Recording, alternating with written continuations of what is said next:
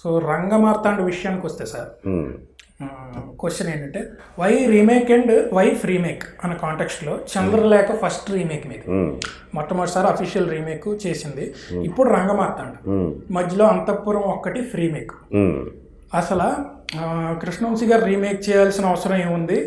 రాజు తలుచుకుంటే కథలకు కొదవ, మీరు తలుచుకుంటే రాజు తలుచుకుంటే దెబ్బలకు కొదవ, మీరు తలుచుకుంటే కథలకు కొదవ, ఏం లేదు కదా. మరి ఎందుకు రీమేక్ చేయాల్సి వచ్చింది? రీమేక్ అంటే ఎందుకు చేయకూడదు? రీమేక్ ఎవరో తీసిన సినిమాని క్రియేటివ్ గా ఒక పెద్ద స్ట్రాంగెస్ట్ ముద్ర వేసుకున్న మీరు చంద్రలేఖ చేయాల్సిన అవసరం ఏమొచ్చింది? ఫస్ట్ రీమేక్ చేయాల్సి సినిమా నచ్చింది, ఓకే, సెటప్ నచ్చింది, నాగార్జున గారు, రాంప్రసాద్ గారు.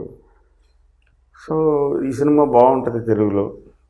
అది వైల్ యువర్ స్లీపింగ్ అని శాండ్రా బుల్లక్ చేసిన ఒక ఇంగ్లీష్ ఫిల్మ్. అది దాన్ని ఫాజిల్ను ప్రియదర్శన్ గారు కలిపి, ఫాజిల్ గారు ప్రొడ్యూస్ చేశారు, ప్రియదర్శన్ గారు డైరెక్ట్ చేశారు. బాగుంది అనిపించింది. ఇది మన తెలుగులో కూడా బాగుంటుంది. నాగార్జున గారు వాళ్ళు ఫీల్ అయ్యారు, నేను చేశాను. దానికి పెద్దగా ఆలోచించవలసిన విషయం కాదు. తర్వాత ఏదైనా ఒకప్పుడు ఉండేదేమో కానీ ఇప్పుడు రీమేక్లు చేయకూడదు అనే ఒక ఇది లేదు. ఓటీటీ ఇది వచ్చిన తర్వాత ఒరిజినల్ చూసేస్తున్నారు కదా, రీమేక్ ఏమో. అవును, కానీ ఆ రంగమార్తాండ ఒరిజినల్ నట సామ్రాట్లో ఉండే మెటీరియల్ ఏదైతే ఉందో, కంటెంట్ ఏదైతే ఉందో, ఎలిమెంట్స్ ఏవైతే ఉన్నాయో, ఆ విషయాలన్నీ మన తెలుగు వాళ్ళకు కూడా చూడాలి, మన వాళ్ళకి తెలియాలి. మన సంస్కృతిలో, మన ఆలోచన విధానంలో, మన జీవన విధానంలో, మన కుటుంబ వ్యవస్థలో ఇలాంటిది చేస్తే చాలా బాగుంటుందని అనిపించి ఇది ఇప్పుడు కావాలి. దాంట్లో ఆ ఫ్రేమ్లో చాలా వాల్యూ సిస్టమ్ గురించి, స్టాండర్డ్స్ గురించి మాట్లాడవచ్చు అని అనిపించి తీశాను. ఒక కుటుంబ వ్యవస్థ ఇవాళ రోజున డబ్బు ప్రభావంతో ఎలాగ పగిలిపోతుంది, ఎలాగ ఛిద్రమైపోతుంది అనేది మెయిన్ ఎలిమెంట్ ఆ సినిమాలో. కానీ అది 1970లో రాసిన ఒక నవల, ఒక నాటకం, మరాఠీ నాటకం. మరాఠీలో నాటకాలు బాగా ఫేమస్ కాబట్టి. కుస్మాగ్రాజ్ అని ఒక సాహిత్య అకాడమీ విన్నారు. షేక్స్పియరియన్ స్ఫూర్తితోటి, కింగ్ లియర్ అనే దాన్ని స్ఫూర్తితోటి ఒక నాటకం రాశారు, ఒక నాటక నటుడి మీద. దాన్ని అక్కడ పెద్ద సూపర్ హిట్. అది అంటే ఎంత సూపర్ హిట్ అంటే ఇప్పటివరకు కూడా టికెట్ పెట్టి కొనుక్కుని నాటకం చూస్తారు ఎక్కడైనా వేస్తారు. సో చాలామంది veteran actors, both Marathi and Bollywood, దాన్ని సినిమాగా చేద్దాం ట్రై చేసి రకరకాల కారణాలు ఫైనల్గా మహేష్ మంజ్రేకర్, నానా పాటేకర్ కలిపి వాళ్ళే ప్రొడ్యూస్ చేశారు, వాళ్ళు చేశారు ఆ సినిమా. సో ఆ సినిమా చూసినప్పుడు అది 1970లో రాశారు. ఆ 40-50 సంవత్సరాల పాటు అది సూపర్ హిట్ నాటకం కాబట్టి దాన్ని యథాతథంగా తీయాల్సి వచ్చింది వాళ్ళకి. దీన్ని మనం మార్చితే మళ్ళీ మనం తిడతారు, బాగుంది కదా. సో దాన్ని పూర్తిగా నేను కాంటెంపరైజ్ చేసి 1970 తాలూకు అట్మాస్ఫియర్ ఉంటుంది దాంట్లో. అలా కాకుండా మనకి 21st సెంచరీకి తీసుకొచ్చి ఇప్పుడు ఎలా ఉంది అని అడాప్ట్ చేసాం యాక్చువల్ చెప్పాలంటే. సో ఆ సినిమా ఆ వాల్యూ సిస్టమ్, ఆ వ్యవస్థ, ఆ ఎమోషన్స్, ఆ బంధాలు, అనుబంధాలు, మన గురించి, మన అమ్మా నాన్నల గురించి మనం ఏం చేస్తున్నాం, ఆ ఇది రావాలి. దానికి ప్రత్యేకంగా ఒక కథ రాసే బదులు అద్భుతంగా రాసిన ఒక కథ ఉంది కాబట్టి దాన్ని రీమేక్ చేసాం. ఇప్పుడు రీమేక్ చేయకూడదు అనేది నాకు లేదు. మంచి సినిమా అయితే డెఫినెట్గా రీమేక్ చేద్దాము. అంటే రీమేక్ ఇన్ ద కాంటెక్స్ట్కి వస్తే ఆ సినిమా అందరూ చూసేస్తారు అన్నది ఒకటి ఉంది. ఇంకోటి ఏంటంటే యాజ్ ఇట్ ఈజ్ రీమేక్ చేసేటప్పుడు సార్ ఫ్రేమ్ టు ఫ్రేమ్ దించి చేస్తే తప్ప కొన్ని కథలకు న్యాయం జరగదు. ఫస్ట్ థింగ్ అది ఎవరంటారు? అంటే డైరెక్టర్ పాయింట్ ఆఫ్ వ్యూ చేయాలని ఎలా తెలుస్తుంది నీకు? అంటే ఒక డైరెక్టర్ కొన్ని as it is frame to frame చేయాల్సింది ఉంటుంది, కొన్ని అడాప్ట్ చేయాల్సింది ఉంటుంది. That depends on the film తప్ప అది జనరలైజ్డ్ రూల్ కాదు అని నా ఉద్దేశం. అంతేగాని ఇప్పుడు ఇలాగే అనే అది లేదు సినిమాకి అస్సలు లేదు. ఇక్కడ ఇది చేస్తే ఈ కథకి జస్టిఫికేషన్ అని రీమేక్లో కొన్ని మార్చే అవకాశాలు ఉంటాయి.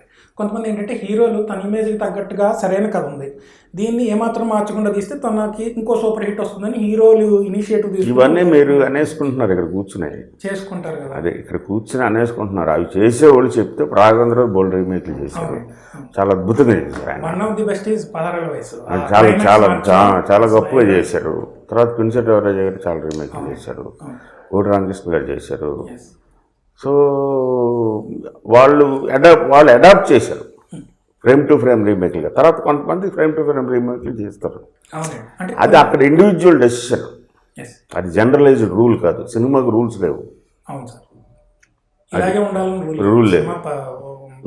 ఆ కథను బట్టి, ఆ కథను అతను, ఆ రచయితో, ఆ దర్శకుడు చూసే విధానాన్ని బట్టి, ఆ నటీనటులు దాన్ని తెరకెక్కించిన విధానం కానీ వాటిపై డిపెండ్ అవుతుంది.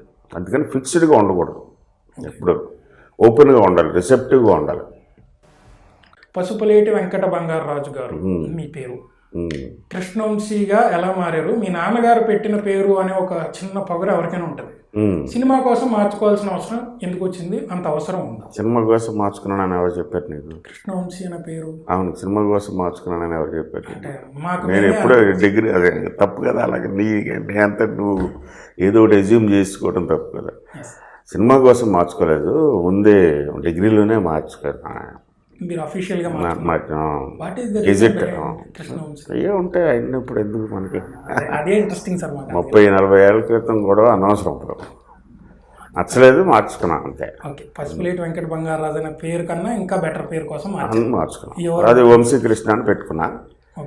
అది రాము గారు గులాబీ చేస్తున్నప్పుడు కృష్ణవంశీ అన్నాం, వంశీకృష్ణ ఫ్లాట్గా ఉందన్నప్పుడు సరే ఓకే సార్. అప్పటికే పేర్లు ఏం లేదని తెలిసిపోయింది. అది మన పేరు వల్ల మనకేం ఉండదు. మనం చేసే పనుల వల్ల మన జీవితం, మన పేరుకి వాల్యూ రావాలి, కానీ పేరు వల్ల మనకి వాల్యూ కాదు. అంటే మీ పేరు గురించి ఉన్న ప్రత్యేకత ఇంకా పెరగడానికి కారణం పులగం చిన్నారాయణ గారు గులాబీ మీద ఒక ఆర్టికల్ రాశారు సార్. అప్పుడు నీలి ఆకాశంలో ఎగిరిన గాలిపటం, దాని మీద కృష్ణవంశీ అనే సంతకం. భలే అనిపించింది అసలు. సో స్వీట్ ఆఫ్ పులగం, మంచి రైటర్. అసలు నేమ్ ఆయన పాత సినిమాల గురించి రాశాడు కొన్ని 2 వాల్యూమ్స్ 3 వాల్యూమ్స్. చాలా బాగా చేశాడు, చాలా బాగా చేశాడు. ఆనాటి ముచ్చట్ల ఏదో అలాగ ఉంటుంది. అలాగే సినిమా వెనక స్టోరీలు, అవును, అన్నీ చాలా బాగా డాక్యుమెంట్ చేశాడు.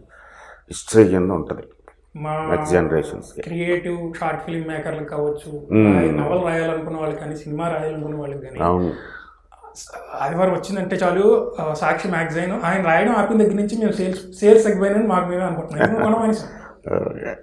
బట్ ఎస్, ఆయన అలా చేయడం వల్ల మీ పేరులో ఉన్న ఒక క్వాలిటీ ఇంకా బాగా, ఇంకా ఐకానిక్ ఇది వచ్చింది ఆ యొక్క సెంటెన్స్ వల్ల. Thank you.